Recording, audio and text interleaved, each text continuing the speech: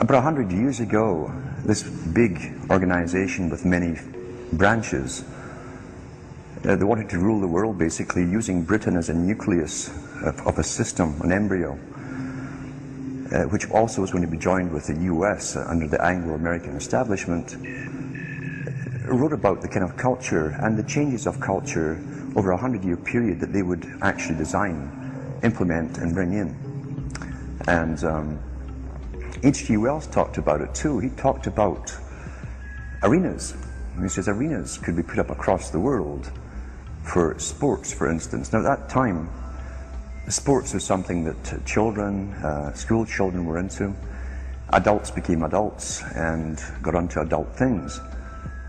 So it was unimaginable at the time that people could actually believe that there was even a need for adult sports and entertainment, never mind having arenas built across the world. But he said we can do this and foist basically a sports culture for the males. Using a tribal system, we're all tribal to an extent. That's why we even bother to vote for a tribal leader. This is well understood. That's why we're supplied with these leaders.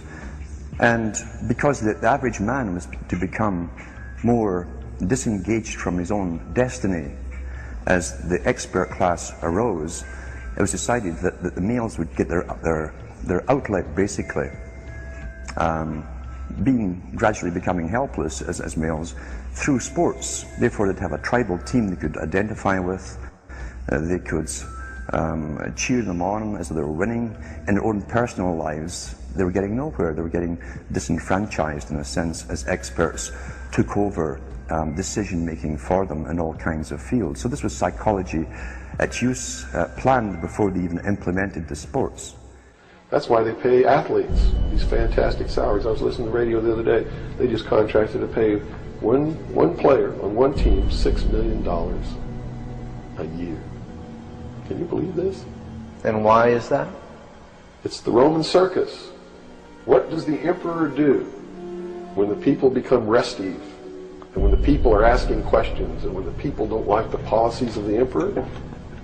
He sends them to the circus. He creates a circus. He builds a giant coliseum. And he begins to throw the Christians to the lions. And he has great chariot races and football games and basketball games, all to keep the idiots preoccupied with things that don't mean anything in the scheme of the entire world, so that they don't have the time to learn what the truth is, so they don't ever get smart enough to learn how they're being manipulated, so they don't ever question the emperor. That's why they pay a player on a football team or a baseball team $1 million or $2 million or $3 million a year. It is the Roman circus. I know men who don't know anything in the world except who plays third base for the Mets, and they think that's a great accomplishment.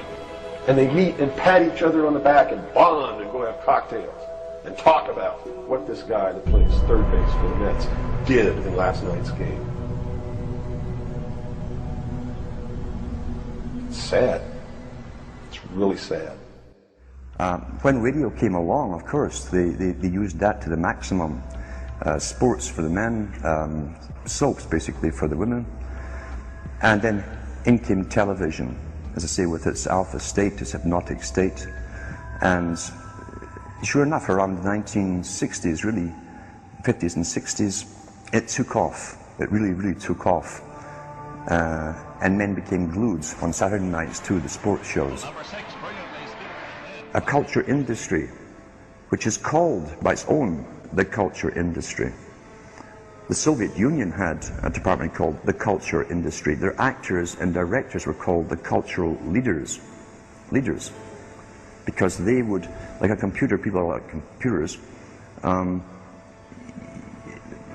you have to do is keep giving them new updates every so often, and you can change an entire country or a nation or a block of nations. We're all getting the same upgrades at the same time along certain paths. Today we call it political correctness. Most people want to belong to their peer group. They want to be the same as everyone else when it comes to opinions. In fact, they judge their own personal sanity by bouncing ideas off their neighbors and friends who will answer back and agree on these same topics in kind. It doesn't matter if the topics or what you're given are facts or utter nonsense, as long as everyone agrees at the same time. You'll say, well, I'm sane, and your friends will all agree because they've had the same information given to them. If it's on TV and a famous face says something, then it must be true. He doesn't have to show you facts or anything else. You've been brought up with these faces. That's why they keep these guys on television into their 70s and 80s. You've grown up with this father figure who's on television every night at 6 o'clock, in your house, in your room, staring right at you, and he's a father figure. Would he tell you a lie? So you naturally never suspect him. And this same man will lead you through new topics. He'll introduce experts on the topics. They'll have a little summary at the end of every talk, and you are now left with the conclusion that's presented to you. You don't arrive at it, it's given to you, and it's good enough for you. We're programmed today perfectly, just like machines.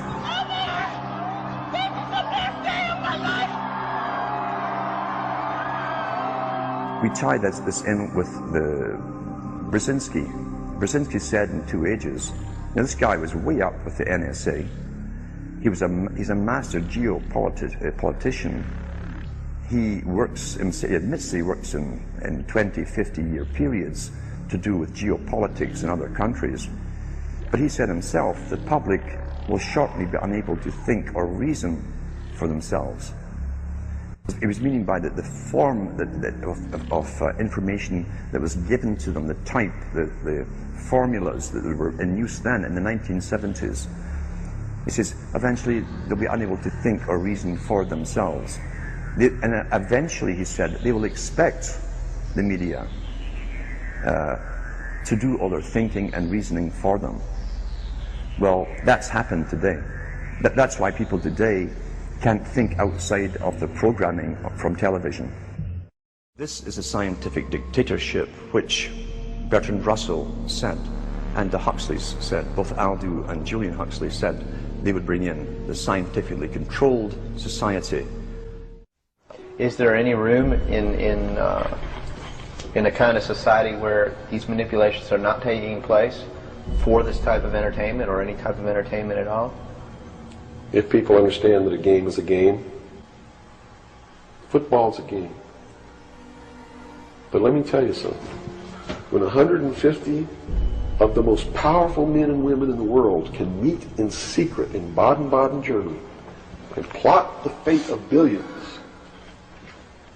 and nobody even cares about it. But 6 football players go to lunch together, and it's in the headlines across the country. You have a reflection of the society in which that exists.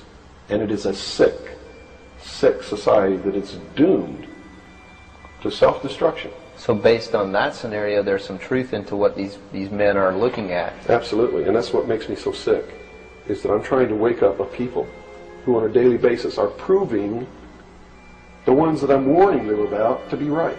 Mm-hmm. Well, so that even though a minority, there are people out there that you recognize are awake to this, if they don't do something about it, they will lose that ability to be free in that way. That's correct. Whether they might think, well, I don't need to worry about it because I know what I know and I'm fine. That's It doesn't right. work that way. There's a connection here to everything. That is correct. That is absolutely correct. A nation of people who are willing to send their sons and daughters that they profess that they love to a foreign country to die, and they use the excuse to themselves that they're sending them off to defend our country, and they know damn well that's a lie, are doomed. Welcome to the Crypto Teacher, and guys, please like and subscribe. If you do like what you're listening to, please inform your friends and family to like and subscribe also. It's a very imperative time we get back educated as far as finances and learning how the world really works. I want to thank those who purchased the book, the actual Crypto Teacher and NWO book, plus those who donated to the Cash App and Patreon. Much love to you. Guys, going over the previous, the video that you just listened to, as far as what the media and also the distractions, we see this, and basically I've been over this several times. You know, Sundays, Saturday and Sunday, I like to make you think. So I just want to do a really quick video as far as what crypto is concerned. As we can see, Bitcoin right now is taking a leg down. We look at the actual stable coins. We've been over $1 for a few hours. That's the reason why we take a leg down. We also know institutional investors come in on Friday and Saturday and they leave out on Sunday. So that's the reason why we have those legs up and then legs down. I've been over that in several other videos. So the fact is that basically make sure, guys, that we're focused on stable coins. That's the liquidity. It goes in, it goes out. It makes it very simple for you to trade. And it's like I said, that's for the traders. So therefore you have an easy indicator on how the market is going to go.